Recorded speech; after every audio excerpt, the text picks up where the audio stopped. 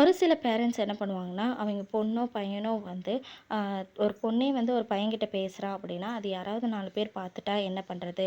அப்படிங்கிறதுக்கோசரம் அந்த பொண்ண கூப்பிட்டு என்ன சொல்லுவாங்கன்னா, "நீ இப்படி வந்து ஒரு பையன்கிட்ட பேசிட்டு இருந்தா, அத 4 பேர் பார்த்தாங்கன்னா, என் கௌரவம் என்ன ஆகுறது? என் மரியாதை என்ன ஆகுறது?" அப்படின்னு சொல்லிட்டு பேசுவாங்கங்க.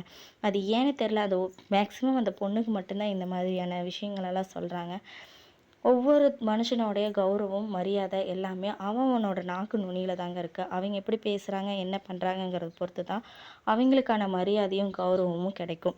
இப்படித்தாங்க என் ஃப்ரெண்டோட வீட்ல, அவ வந்து காலேஜ் படிக்கும்போது ஒரு பையன்கிட்ட பேசினா அப்படிங்கிறதுக்காக ஒரு 4 பேர் சொன்னாங்கங்கிறத நம்பி, அவங்க அப்பா அவள அப்படியே காலேஜ ஸ்டாப் பண்ணிட்டு, அவளுக்கு மேரேஜ் பண்ணி வச்சுட்டாங்க. அவ மேரேஜ்க்கு அப்புறம் ரொம்ப கஷ்டப்பட்டுட்டு இருந்தா. அத பார்த்துட்டு அவங்க அப்பா, "என் பொண்ண படிக்க வச்சிருந்தேன்னா அவ நல்லா இருந்திருப்பா. யாரோ பேசுவாங்க, யாரோ பண்ணுவாங்கன்னு சொல்லிட்டு கல்யாணம் பண்ணி வச்சு இப்படி கஷ்டப்படுறான்னு வருத்தப்படுறாரு. இது தேவையா?